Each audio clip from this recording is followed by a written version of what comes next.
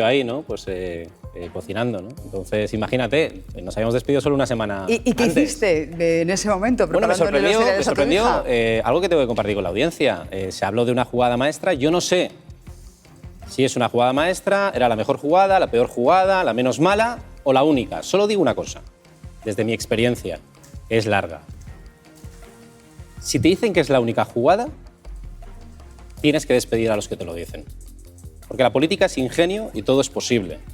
Y ahora hablaremos de la izquierda, y ahora hablaremos de estas elecciones. No, y estas, era la única y estas jugada. 6 Podía semanas, haber hecho una crisis de gobierno y haber prescindido, por ejemplo, de Unidas Podemos. Se pueden hacer muchísimas haber opciones. purgado a Irene Montero, como está haciendo ahora Yolanda Díaz. Yo no sé si es la mejor jugada. Yo no sé si es la mejor jugada, pero lo veremos. Lo veremos, las cifras están ahí. Todavía no es una buena semana para sacar las mejores cifras. Antes en la mesa estaban muy acertados cuando apuntaban, en la medida en que pasen las semanas veremos cómo van consolidando determinadas tendencias. Lo digo porque, por ejemplo, tienes al Partido Socialista una subida técnica muy puntual, tienes al PP empezando a explotar, que no quiere decir que cuando llegamos a la fase de voto útil en las 3 últimas semanas no saque otro cuerpo y más musculatura, y tienes a un Sumar que tiene que explicar a toda la izquierda del PSOE, por qué tiene en este momento menos escaños que Podemos en solitario, que Unidas Podemos entonces, cuando todas las expectativas, y eso hay que explicarlo bien, apuntaban a lo contrario en este momento. ¿Y a qué lo atribuyes? A ver, yo creo que la clave es la siguiente, más allá de las cuitas que se puedan tener con determinados líderes de Podemos, porque se mezclan muchísimos temas. Yo creo que sumar no puede ser vetar, tiene que ser sumar y ya veremos si multiplicar. Para mí, que la audiencia siga el juego, pero ¿de verdad alguien piensa que se está integrando a Unidas Podemos? No, la sensación que se traslada es que se les está humillando. Y ese es un elemento que Sumar va a tener que analizar en los sondeos. ¿De verdad se integra a Unidas Podemos sin Irene Montero? ¿Sin el apoyo de Pablo Iglesias? ¿Sin el apoyo de Pablo Echenique? En la modalidad que sea, yendo en listas o no, ni entro en eso. Pero cuando tú empiezas una campaña, y esto es un adelanto electoral, que la izquierda ha decidido que hay que adelantar las elecciones, esto es un elemento estructural que ya se está empezando a ver. Y en mi opinión, es un error, porque además le dan a la derecha un argumento, que es echarle a Irene Montero a la cara estas 6 semanas. Y para mí es un error no haber integrado a Irene Montero si quería ir en listas. Yo desconozco si quería ir en listas, pero creo que es un error del que parte Sumar. Y, como veis, las primeras sondeos, porque puede agudizarse. Tienes, antes la apuntaba Teresa en la mesa con mucho acierto, tienes un 58%, casi un 60% de electores que quieren repetir con Sumar viniendo de Unidas Podemos, viniendo de Podemos en concreto, pero tienes ya un 20% que se va al Partido Socialista. Y lo más importante, para que todo el mundo entienda, sobre todo, esta superioridad de la derecha tan aplastante, ¿no? Que aquí siempre podemos empezar a hablar de tsunamis. Lo que ha pasado el 28M es la gente votando, no una ola reaccionaria. Pero también es la gente no votando. Ahí hay un 38% que se le da al bloque de la izquierda. Hace 4 años, en las elecciones del 19, que a mí me tocó dirigir todas, hubo empate de bloques en 43%. Fijaros la de puntos que quedan de gente que está observando algo que no le gusta. Bien Sumar, bien Partido Socialista. Y un Partido Popular con Vox ya superando los tiempos mejores del PP. Te tienes que ir al 2011 con prácticamente el 50% de los votos como bloque. Volveré hasta de Punta Cana para votar. Va a haber mucha participación en las generales. Entonces, ¿Participación de quién? Porque da la sensación de que está más movilizado, y también lo comentábamos, el centro derecha que la izquierda. Se ve claramente en los sondeos, un 48% frente a un 38%, cuando, insisto, hace 4 años hubo empate a 43 de bloques, cuando superó el 70% de la participación en las elecciones del 19, pues evidentemente yo creo que la derecha va a ir a votar. Y algo que comentamos en los primeros informes Redondo, ahora que empezamos la segunda temporada. ¿Te acuerdas cuando el presidente pedía el voto a la gente joven? Y explicábamos, ahora, en las generales. La derecha va a tener mucho voto de gente entre 18 y 25 años. Y los menores de 45, que es mi generación, la generación de la democracia, 43% del censo ya, van a votar. Estas son sus elecciones, les gustan, todas son, ¿no? Pero sobre todo las municipales y mucho más las generales. Entonces, todos estos elementos, todo ha sido muy rápido, todo ha sido muy repentino, todo ha sido muy jugada maestra, ya veremos. Hay que ponerlos en la coctelera y analizarlos con calma. Yo creo que hasta dentro de 2 semanas no sabremos exactamente dónde está la izquierda y dónde no está. Vamos a ver cómo termina el lío de Sumar y las listas, que es un hito muy importante.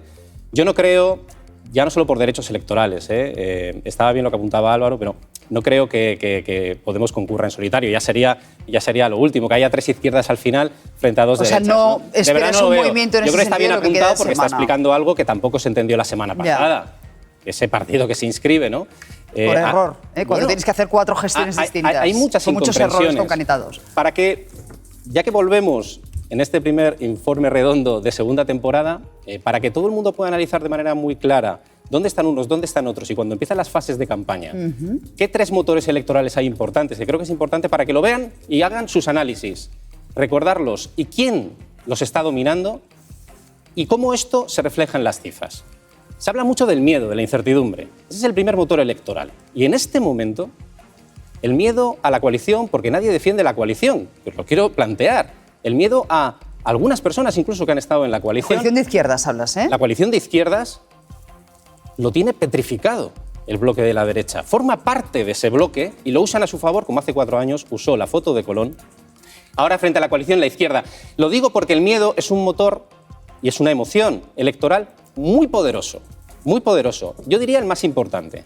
Pero acaba. Termino. Quiero hablar también el rechazo, del miedo a la coalición. Lo digo porque se ha utilizado y ha sido exitoso el 28M. Tiene que ver con derogar el sanchismo, que de manera, yo creo que brillante, Alberto Núñez Feijóo empezó en la entrevista la semana pasada con Carlos Alsina a decodificarlo, tanto en valores, que eso es puro focus group que estaba lanzando en la entrevista, como en políticas. En su clave, en su bloque, y el último, la esperanza. Termino rápido. La esperanza es el más poderoso frente al miedo y el rechazo, pero si el PP tiene 3 motores electorales, miedo y rechazo, que son suyos, la esperanza todavía no la tiene nadie, que es un movimiento a favor, no solo ir en contra. Intentará el PP tenerla, y la izquierda también. Si te hace ya un 2-1, ahí lo estás viendo en las encuestas, ¿no? La gran diferencia entre bloques, más allá, insisto, de los resultados de cada uno. ¿Por qué? Porque hoy Sumar, frente a hace mes y medio, solo le quita al Partido Socialista 300.000 votos, pero si arreglara, y se arreglara con Podemos también en esa fase final, y veremos qué pasa hasta el 19 de junio con las listas, puede conseguir sacarle 500.000 de votos. Y ese PSOE que estás viendo entre 90 y 103 escaños puede irse a la horquilla baja. O sea, bajar incluso más. Lo tenemos que ver, y si no, veremos cómo mutan las tendencias. ¿Por qué también lo digo? Porque el Partido Popular hace mes y medio, Feijóo le sacaba directo del Partido Socialista que votó hace 4 años 500.000 de votos. Ahora está en 800.000.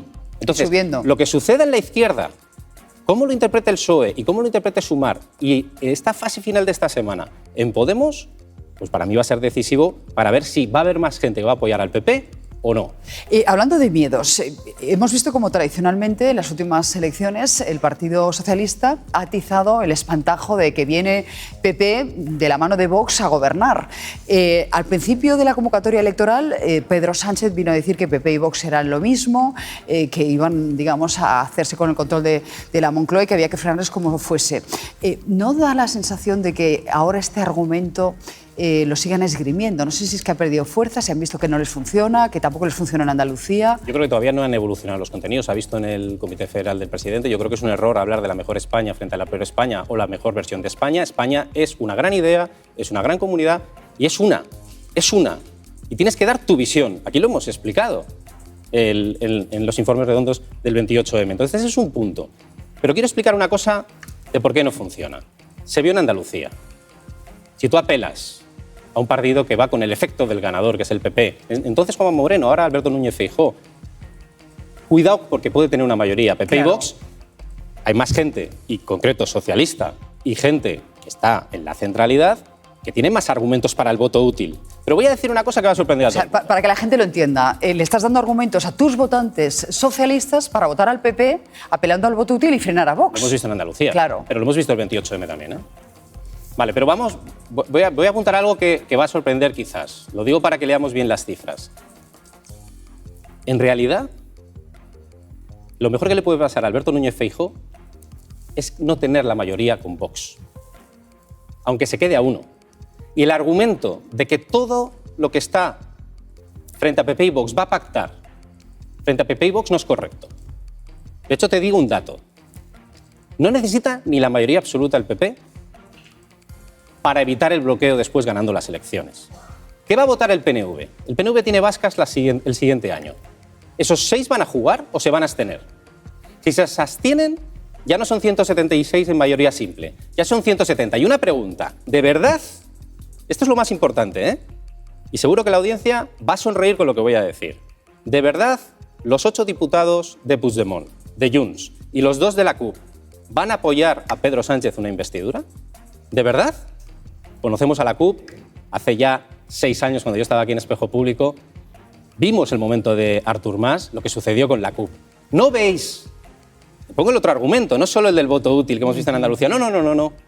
Es que en realidad PP-Vox o PP en minoría, para gobernar en minoría, más allá de su resultado, por supuesto ganando las elecciones, necesita llegar al entorno de los 170. No es correcto, porque no todo el mundo va a votar. ¿Qué va a votar Coalición Canaria? ¿Te meto más diputados? Pues voy bajando los 170. Bajas de largo. Entonces, las segundas votaciones es un gobierno que tiene pinta que saldrá en segunda votación. Tiene pinta también que el PP busca los 156 de Aznar, esos escaños del año 96, y ya lo están apuntando los sondeos. Y en realidad ese es un mandato claro que en función de lo que pase en la izquierda estas 2 próximas semanas, los españoles se lo darán al PP o no. Pero aún así, quiero dejarlo claro, uno de los perdedores en esta situación, y que tendrá que luchar, es Vox. Y voy a sorprender aquí algo sobre Vox, que, oye, lo mismo, veremos qué pasa. Habéis hablado del Ayuntamiento de Barcelona. Nosotros esto lo apuntamos hace mucho tiempo, de que el PP iba a ser decisivo. Bien, ha pasado. Lo relevante aquí es lo siguiente. Más allá de las fórmulas que se han explicado muy bien, yo solo digo una cosa. La semana que viene, este sábado en concreto, 17 de junio, si tiene los votos Jaume Collboni y de Ada Colau para hacerle alcalde, son 19 y necesita 21. Yo solo recuerdo que Vox tiene 2 y que está en juego un alcalde, entre comillas, y digo comillas por abarcar a mucha gente, que apoya a Puigdemont, que para parte de la derecha es independentista, y un PP que renuncia a hacer lo que hizo Manuel Valls. Como dé la sorpresa a Vox y evite a Trías como alcalde haciendo a Collboni, ya entra en campaña Vox. ¿Qué quiero decir con esto? Los 2 de Vox se nos está olvidando. Ya. Y os digo una cosa, no lo hará, no lo sé. Pero lo explico para que veamos que todo el mundo va a intentar, estas generales, encontrar su espacio porque han llegado, en mi opinión, demasiado pronto.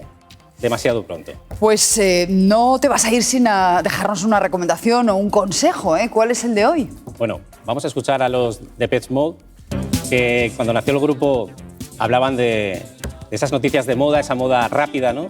Para que la izquierda del PSOE, que es Sumar, no sea una izquierda que cambia siglas cada 4 años, como hemos escuchado más de una vez, tiene que tener muy presente que la integración es fundamental. Y así como hemos hablado de miedo, de esperanza, en la izquierda se decía, cuando yo al menos estaba en la universidad y leía muchos libros, tanto de antes como los de ahora, se hablaba de la fraternidad.